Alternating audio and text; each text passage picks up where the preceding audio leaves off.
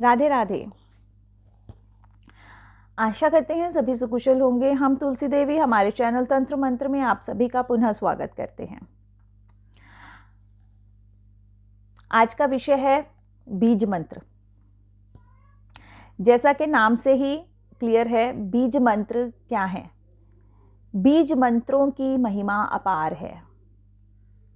बीज मंत्र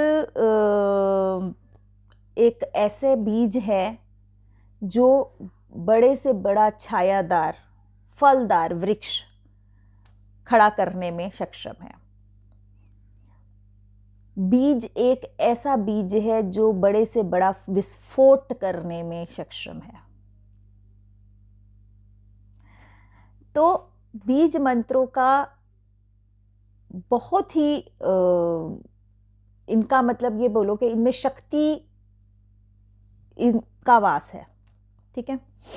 तो अब ये ऐसा है कि इसमें जो हमारे मतलब सबसे ज़्यादा दिक्कत अभी हमारे सामने आई कि लोग अपनी मर्जी से बीज मंत्रों का उच्चारण करते हैं, अपनी मर्जी से बीज मंत्रों का जाप कर रहे हैं। उनको कन्फ्यूजन है, हम अपने आप करें ना करें, कैसे करें, क्या करें।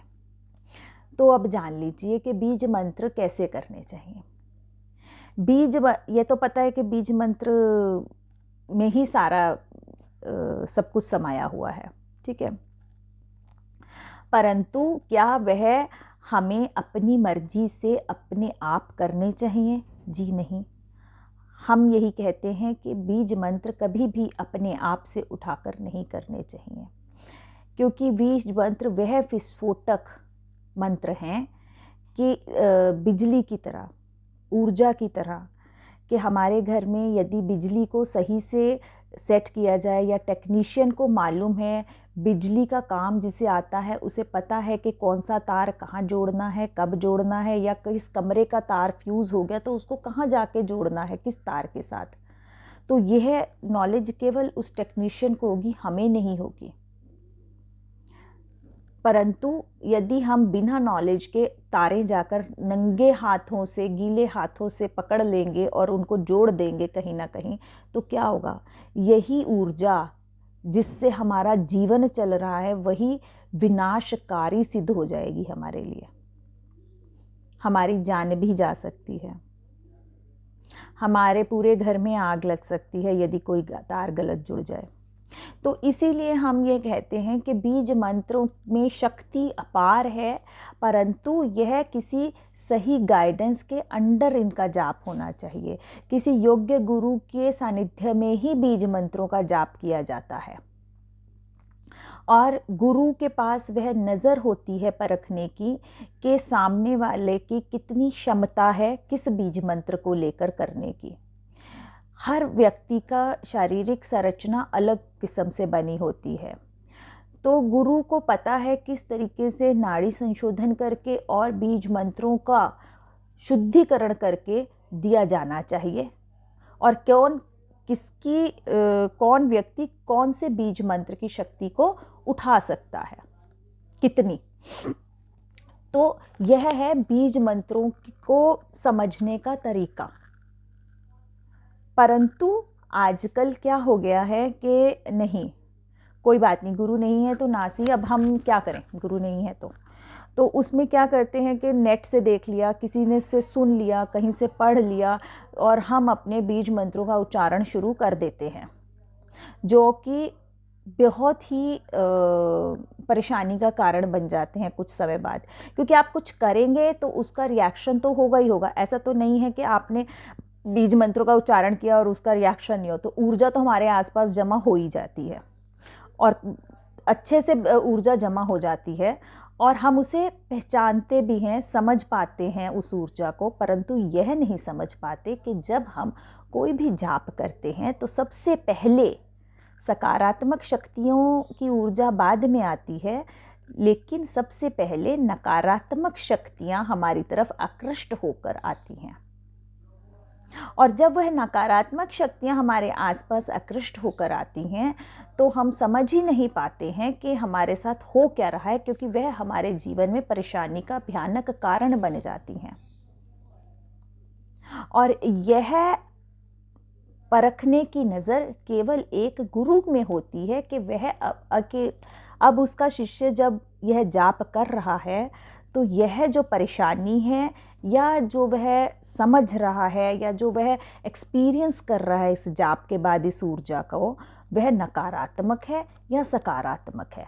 और यदि नकारात्मक है तो उसको कैसे हटाना है वह भी गुरु के ही हाथ में है। क्योंकि हमें पता ही नहीं, पहले तो हमें ये नहीं पता चलेगा कि ये हमारे आसपास नकारात्मक शक्ति आ गई। उसके बाद अगर पता भी चल जाए तो उसे हटाने का काट हमें नहीं पता होता है। क्योंकि और तीसरी बात बहुत महत्वपूर्ण है कि जब हम कोई मंत्र किसी गुरु से ले रहे हैं तो वह मंत्र वही दिया जाता है जो वो ऑलरेडी उस गुरु के पास सिद्ध होता है।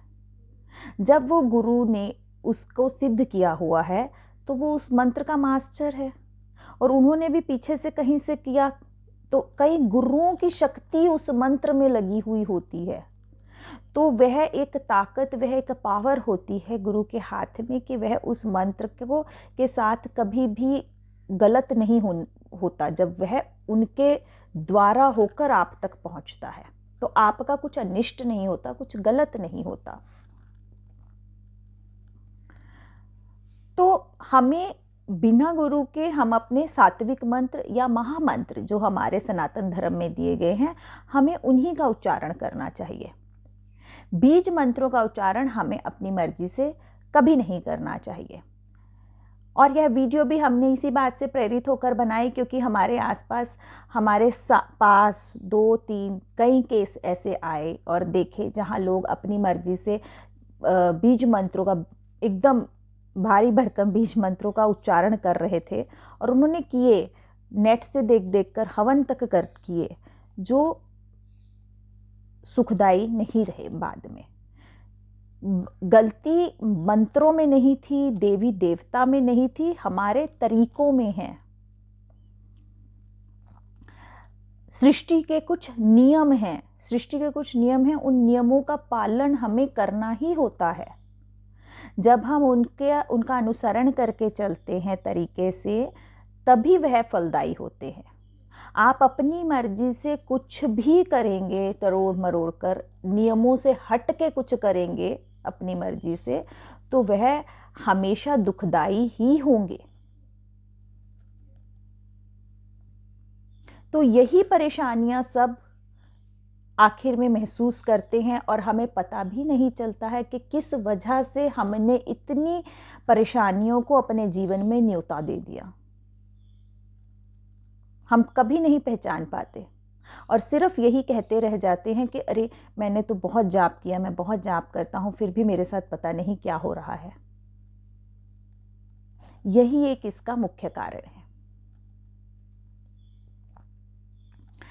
तो बीज मंत्रों को सब जानते हैं, पहचानते हैं, जरूर करें और इनका लाभ हर व्यक्ति को उठाना चाहिए और हर व्यक्ति को करना भी चाहिए,